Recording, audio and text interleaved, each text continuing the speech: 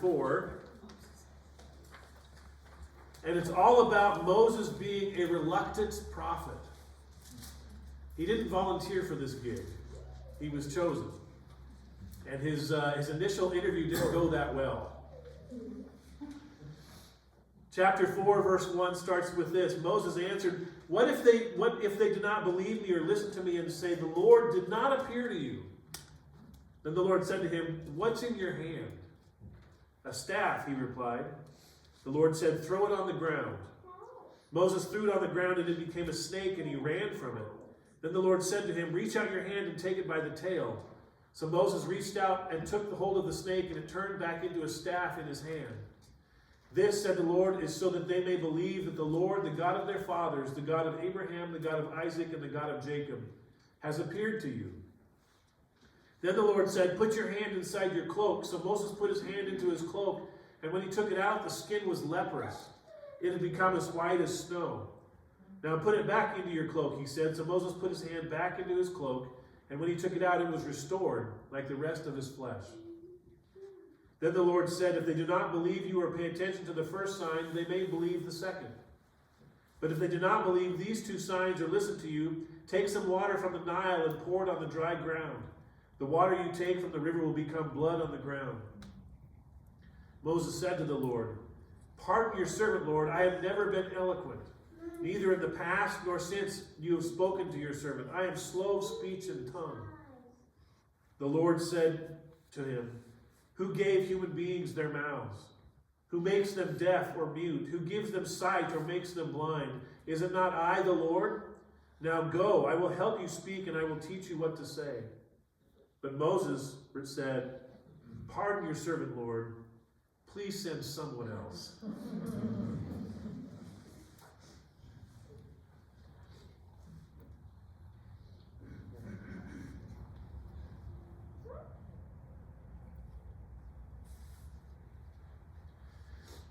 At the beginning of Tolkien's classic work, The Hobbit, Bilbo Baggins enjoys a comfortable and predictable life in his home in the Shire.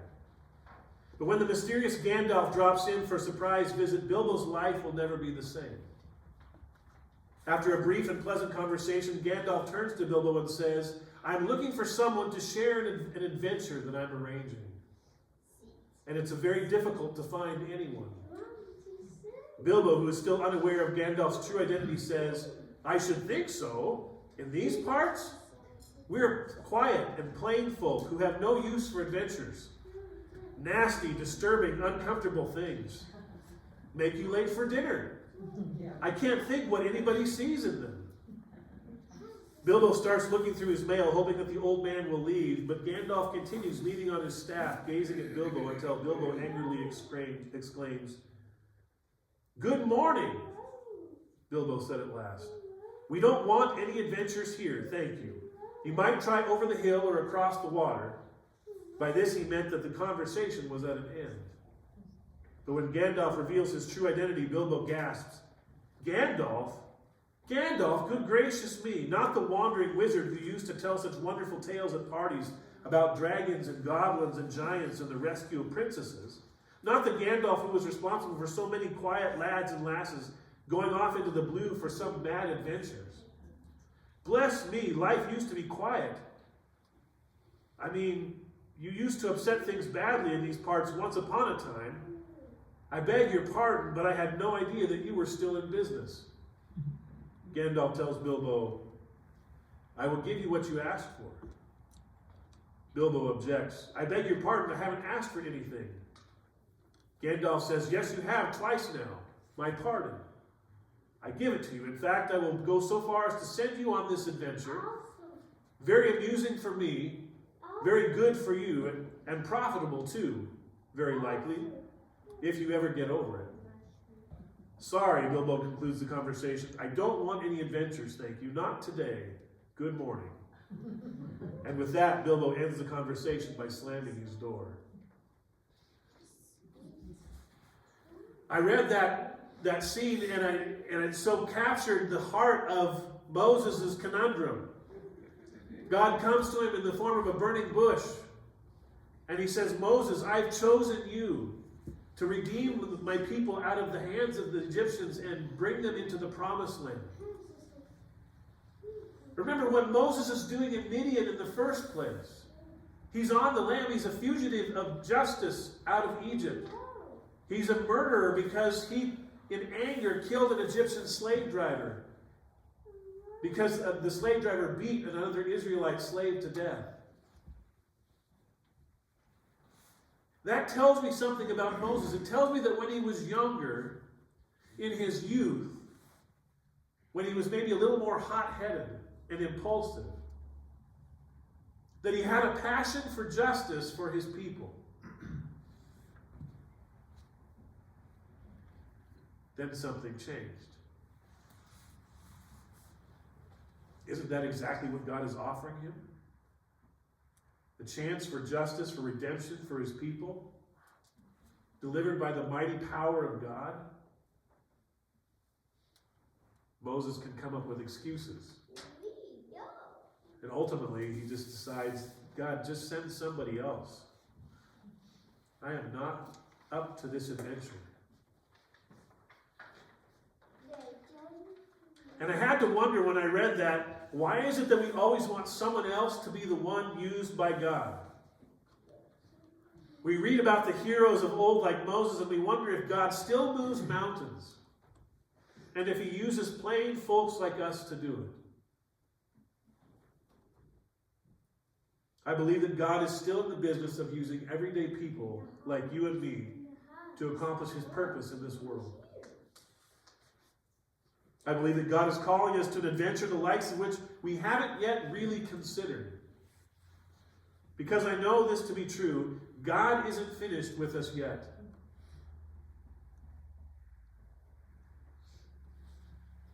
It's funny, when we're young, we hesitate to be used by God because we're afraid we don't know enough.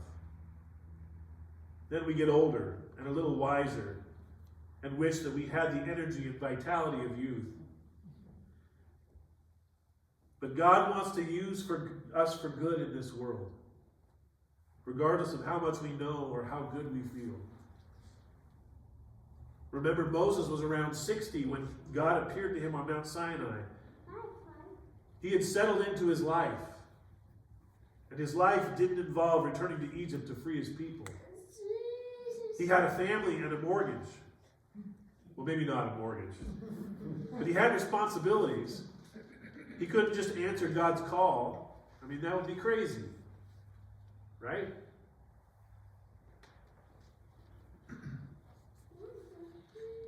One of the things that I was wondering about as I read this, and I thought about it in my own life, is why are we so hesitant to share the truth about Jesus with other people? It's like we want God to reveal himself to other people, but we want him to do it like coming through the skylight. Like just have an moment, right? Where their eyes are opened and they see the light and they come to Jesus and it all just kind of happens organically and there's nobody else involved but God. That's what we want. And God could have done it that way. But he chose, rather than coming in through the skylight, to come in through the front door. God chose to use us, to send us with the truth and the revelation of God to the people in our communities and in our lives.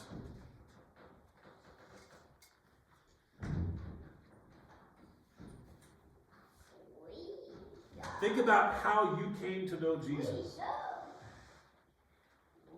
I bet there was someone else involved. In fact, I bet there were many someone else's involved. Our chapter today starts with a question that is the same question that we ask God when he places someone on our hearts to talk to. What if they don't believe me?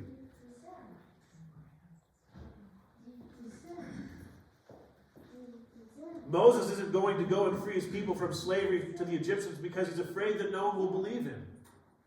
And he's right. I mean, would you believe a guy who says God appeared to him in a burning bush?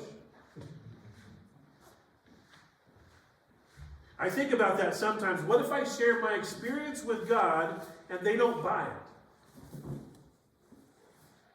What if they don't validate my faith, but instead scorn it?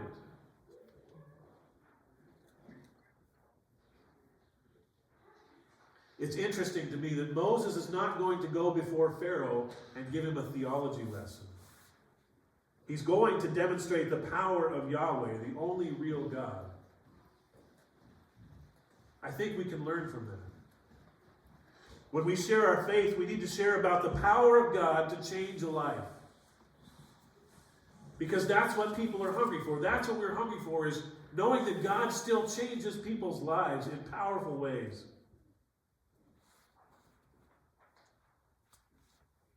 Timothy Johnson, pastor of Church of the Redeemer in Bowie, Maryland, wrote this. He said, earlier this summer, I took a few days to reread the book of Acts and was amazed at the boldness of the disciples as they shared their faith. The settings in which they did this were not quiet and serene, where they would wait for the right opportunity to speak about the resurrected Christ. They were often in crowds and places that were bubbling over with hostility against them. Yet they spoke up. He said, I encountered this very situation at Baltimore Washington International Airport as I was leaving for our denomination's annual meeting in June. Along with everyone else moving toward a gate in order to catch a plane, I went through a security screening. And along with so many other people, I was asked to stop so a security screener could look carefully at every inch of my carry-on bag. The screener politely asked me to step back and resist my urge to reach out and help him. As he poked, unloaded things, unzipped pockets, and felt the linings of my bag, I noticed the ring on his right hand. A silver ring with a cross on it. I mentioned it. He looked briefly at me. Then, as he continued searching my bag, he said something like this. Yeah, the ring. It means I'm a follower of Jesus. You know, in my job, one of the things we worry about is dynamite. But do you know where the word comes from? It's from the Greek word dunamis, which means power. As a Christian, I know that all of the power belongs to God. That's why he sent Jesus. So while I'm doing my job, I know that he is doing his job. That's where I put all of my trust. It all belongs to him, and he's here with us. Well, Mr. Johnson, have a great trip, he said before moving on to the next person. I walked away with a smile, thinking about how this man had so naturally risen to the opportunity to share his faith. It certainly wasn't the place for an extended conversation.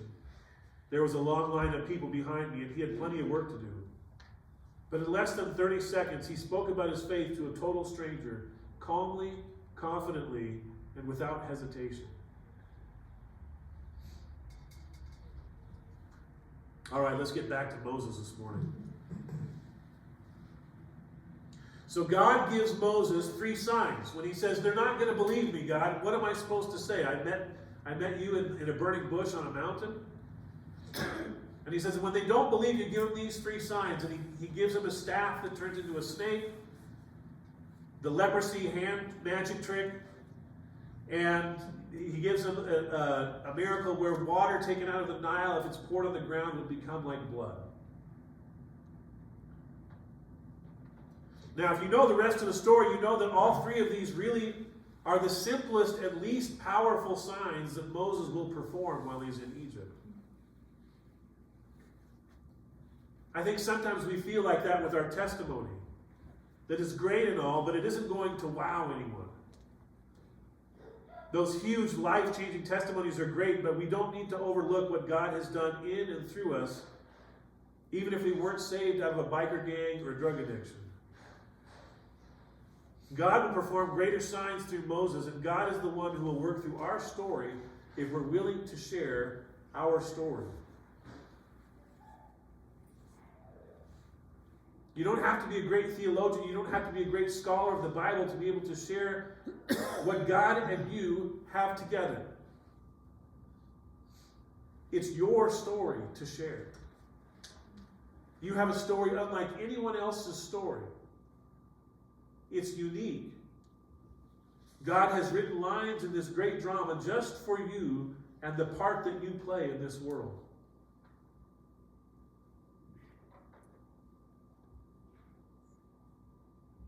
Once God gets that part settled, Moses comes up with a second concern. He says, I'm not good enough. I'm not good enough to be used by you, God. I'm slow to speak. I stutter. I'm not eloquent. But really what he was saying was, I'm not good enough for what you're asking me to do. I'm not up to the task. So God reminds Moses who makes mouths, who makes the mute and the deaf, who gives sight and takes it away. God reminds Moses of all these things and agrees to send Aaron to be the speaker for the group. I think it's a reminder to us that, like Moses, we may not feel eloquent or that we have the right thing to say at the right time. I know I have often felt like that it was in the aftermath where I think, oh, if only I would have said this then. That would have been perfect. Next time. Next time.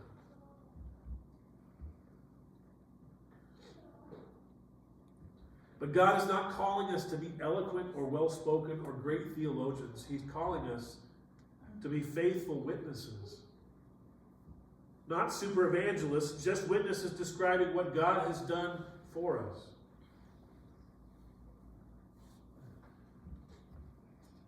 And it's not about how good Christians are, because we will never be good enough. That's where grace comes in. Never perfectly like Christ this side of eternity. But God wants to use us with who and what we are to proclaim his love and justice and hope to his children who are lost and chasing after other gods.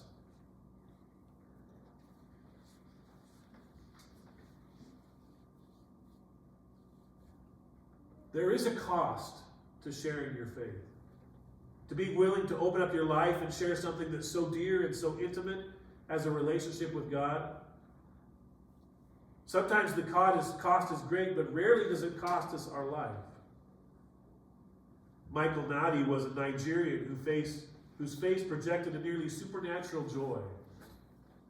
Michael was one of 270 students studying at the Good Shepherd Seminary in Kaduna State. On the evening of January 8th, 2020, his world was upended when an armed gang disguised in military fatigues breached the gate of the school. They snagged 4 seminarians, including Michael, and made their escape. By the end of the month, 3 of the 4 boys had been freed, but not Michael.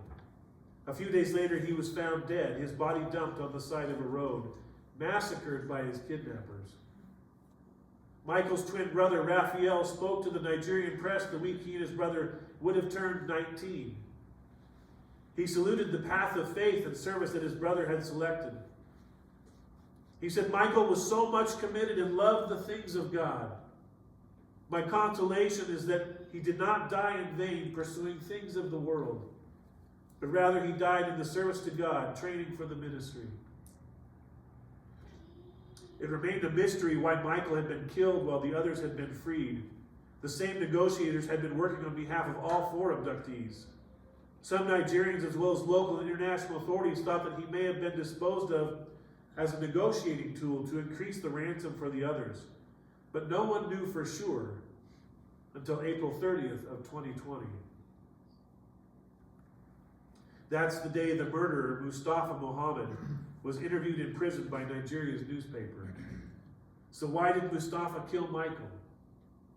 He openly and even brazenly told the press, he did not allow me any peace. He just kept preaching to me his gospel. I did not like the confidence he displayed in his faith, and I decided to send him to an early grave.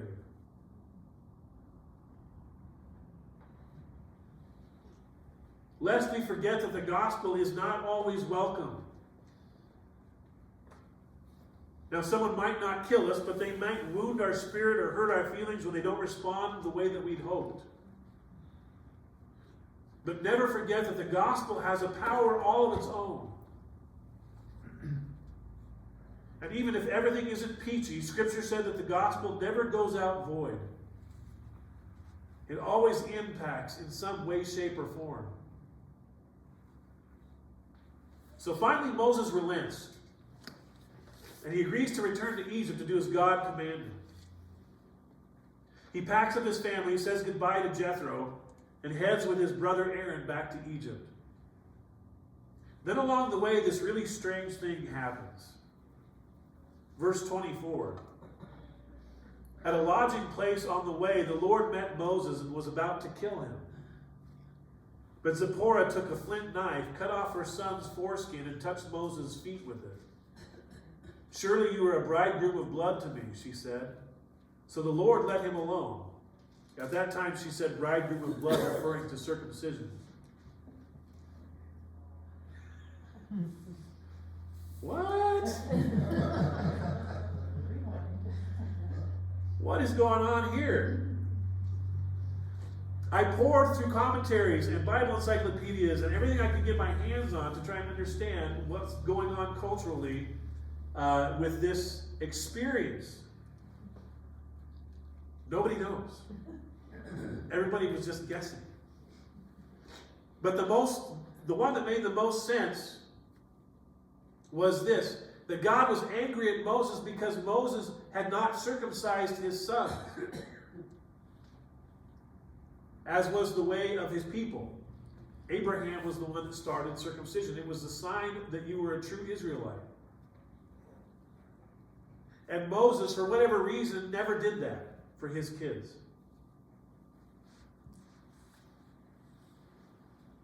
Maybe it was because Zipporah didn't want her son circumcised. Maybe she was defiant. This is certainly kind of a violent act as Moses is struck deathly ill. And Zipporah, in that moment, just circumcises her son without any forewarning or anesthesia or anything. Yeah, with a flint knife. That doesn't sound wonderful. But basically, God was angry with Moses because of his lack of obedience. Moses is a heel dragger. He gets there eventually, but he really drags his feet when he's trying to get there. And God gets frustrated because he won't just obey. He won't just trust. Because that's what our feet dragging really is. It's a lack of trust in God. And so we hem and we haw and we make excuses. When God clearly puts something on our heart and says, this is for you. This is what I'm calling you to do. Then they all head to Egypt where they meet the elders, and again Moses and Aaron are called to testify to what God has done and what he's going to do in Egypt. After getting the elders on their side, they go before Pharaoh, who sees Moses and Aaron as the de facto leaders of the Hebrews now. This is not the same Pharaoh that was in power when Moses was in exile. A new Pharaoh has arisen. He doesn't know Moses. But Moses comes and basically is kind of elected to be leader of the people and goes before Pharaoh as their representative. Now it's interesting here, Moses doesn't ask that Pharaoh would release the people of Israel. He just asks for a 3-day hiatus. 3 days so they can go into the wilderness and worship this newfound God that Moses has brought back to them, the God of their ancestors. It's not an unreasonable request.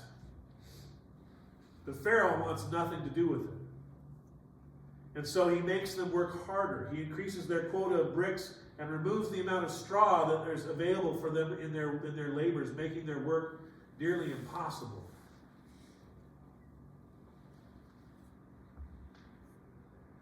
Is that what God's deliverance looks like?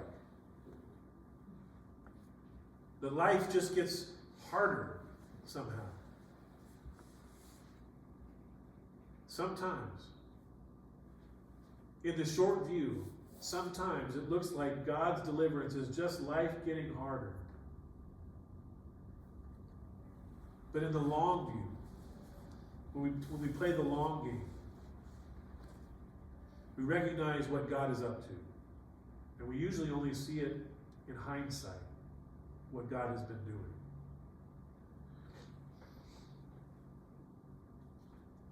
A house servant had 2 large pots. One hung on each end of a pole that he carried across his neck, but one of the pots had a crack in it. At the end of the long walk from the stream to the master's house, the cracked pot arrived only half full. The other pot was perfect and always delivered a full portion of water. For 2 years, the servant delivered each day only 1.5 pots full of water to his master's house. The perfect pot was proud of its accomplishments, but the poor cracked pot was ashamed of its own imperfection and miserable over accomplishing only half of what it had been made to do. After 2 years of what it perceived to be bitter failure, the cracked pot spoke to the servant one day by the stream. "I'm ashamed of myself, and I want to apologize to you." "What are you ashamed of?" asked the bearer. "For these 2 past years, I've been able to deliver only half my load because this crack in my side causes water to leak out all the way to your master's house. Because of my flaws, you don't get full value from your work." The servant said, "As we return to the master's house, I want you to notice the beautiful flowers along the path." As they went up the hill, the cracked pot noticed the beautiful wildflowers on the side of the path. When they reached the house, the servant said to the pot, "Did you notice the flowers grew only on your side of the path and not the other pot's side?" "That's because I've always known about your flaw, and I took advantage of it. I planted flower seeds on your side of the path, and every day when we walk back from the stream, you've watered them. For 2 years, I've been able to pick beautiful flowers to decorate my master's table."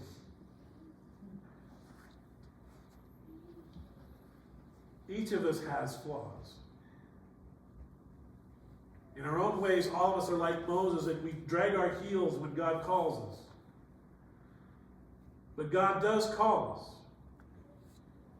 He calls us to live out and to share the truth of His salvation for this world. His plan of redemption for people that goes beyond freedom from slavery. It goes beyond freedom from addiction. It goes beyond the freedom from sin.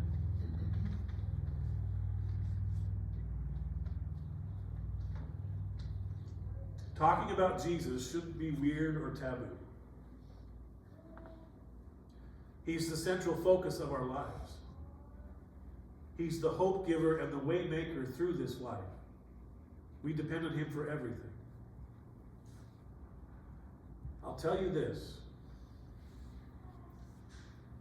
I have more regrets over missed opportunities to share Jesus than I do horror stories of things going horribly wrong and ruining the relationship with the other person. We need to trust in God, and that means seizing every opportunity we can to simply tell the truth. Yes, your heart might race and your palms might sweat, but you hold the keys of life. Real life in your hands. And I think that's worth a little adventure now and then. Don't you agree?